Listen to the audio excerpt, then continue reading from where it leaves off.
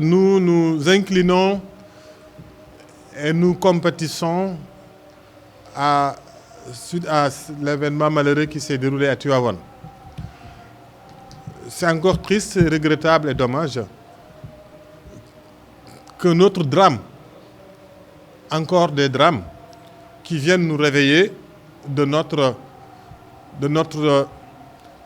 manière de fonctionner. Pour moi, tous ces drames nous interpellent. Tous ces drames nous interrogent sur notre fonctionnement et sur notre non-responsabilité vis-à-vis du bien commun, vis-à-vis du rapport que nous avons avec l'humain, vis-à-vis du rapport que nous avons avec les services publics. Il y a trop de laxisme dans ce pays. Il y a eu le bateau Le Joola. Il y a eu Bententi, les femmes de Bententi. Il y a eu un bébé, des bébés calcinés à Linguère. À chaque fois, les drames s'enchaînent et à chaque fois, on s'arrête quelques jours d'indignation, quelques jours d'émotion et on oublie ou bien on se remet le temps qu'un autre drame vient nous rappeler que nous n'avons pas pris le bon chemin. Un autre drame vient nous interpeller sur notre comportement de tous les jours, sur notre conscience professionnelle,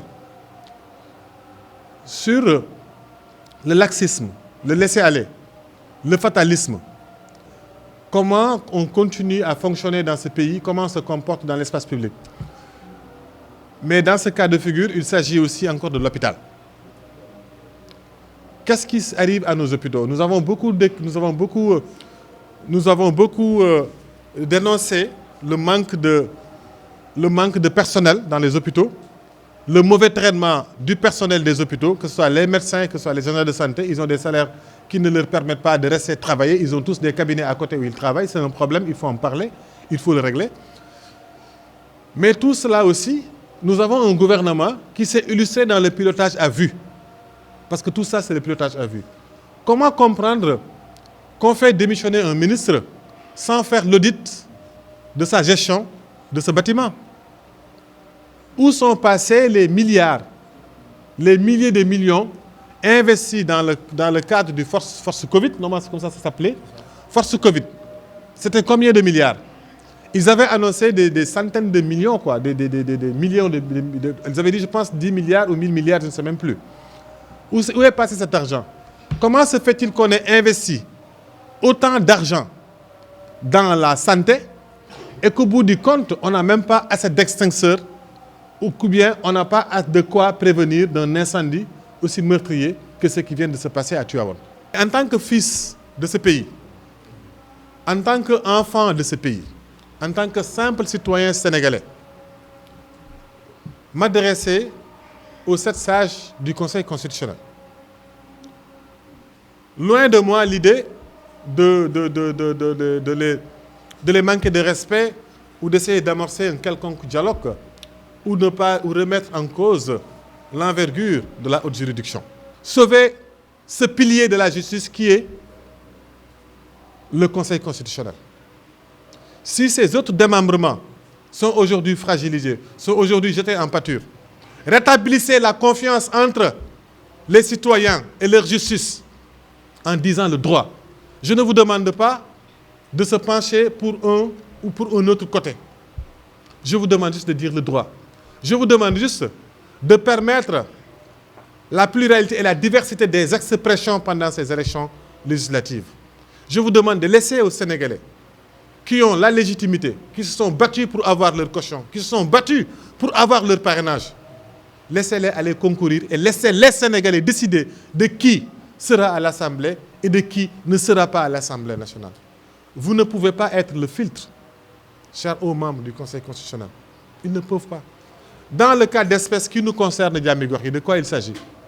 L'administration sénégalaise s'est trompée, j'estime peut-être de bonne foi. Au lieu de mettre le nom de la notification de rejet qu'ils ont notifié à notre mandataire national, Massiré Djemmé, qui était présent devant chez eux, et vous savez très bien, aux membres du Conseil constitutionnel, comme nous tous les Sénégalais, que si vous n'êtes pas mandataire, vous ne pouvez pas accéder ni à la DGE, ni au Conseil constitutionnel. Demandez à Barthélémy Diaz, qui a voulu aller sans être mandataire au niveau de la DGE. N'a-t-il pas été renvoyé par les gendarmes? Donc ce sont ces agents assermentés qui ont accepté que M. Siré accède au bureau de la DGE en tant que seul mandataire principal de Diamy Gox yi. Ce seul mandataire de Diamy Gox yi a été aussi accepté dans les locaux du Conseil constitutionnel parce qu'il est le seul mandataire habilité. L'agent assermenté, encore une fois de plus, qui se trouvait en faction devant le Conseil constitutionnel, a accepté que M. Siré Diémé était le seul mandataire. Mais si la DGE, par laxisme, par ces sénégalaiseries qui nous ont créé autant de drames, cette médiocrité malheureusement dans notre administration qui nous cause encore autant de drames, a mis le nom d'un suppléant sur la notification au lieu de mettre le nom de M. Siré Diémé. On ne peut pas nous faire porter cette responsabilité, nous citoyens, simples citoyens. On ne peut pas. Et je pense que c'est pour ça que ces illustres juges ont juste accepté que Diamy Gox yi vienne redéposer un autre, ressaisir le Conseil constitutionnel. Le regret qu'on a pour la disparition des 11 bébés à l'hôpital Mame Abdou Aziz Sy Dabakh de Tivaouane. Et nous prions pour le repos éternel de l'âme de ces bébés. Nous compatissons à la douleur des parents. Access, les acteurs du civisme et de la citoyenneté pour l'émergence, mais également pour l'épanouissement des Sénégalais. À côté d'acteurs comme Diamy Gox yi, comme les autres également qui ont été recalés, notamment Gëm Sa Bopp, Ascosen, le mouvement Force ouvrière, s'érige en bouclier pour le respect de la loi, les droits et devoirs des citoyens. En taillant sur mesure les notifications des différents recours des coalitions, la loi a été violée et la justice a encore montré ses limites.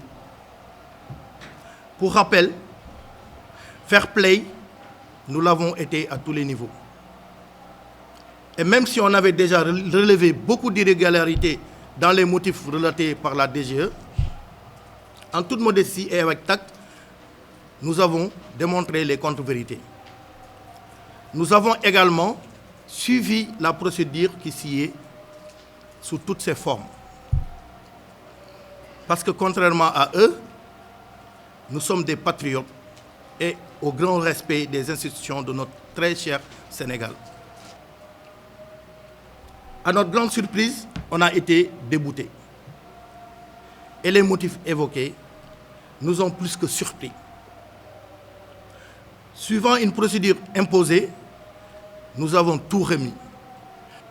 Malheureusement, les structures citées et en charge des élections n'ont pas fait montre de rigueur, de professionnalisme, de transparence et d'équité entre les parties prenantes, comme le stipule la Constitution. Ils ont juste bafoué tous nos droits, ce qu'on trouve regrettable. Nous croyons à cette cause de bien représenter les intérêts de notre pays.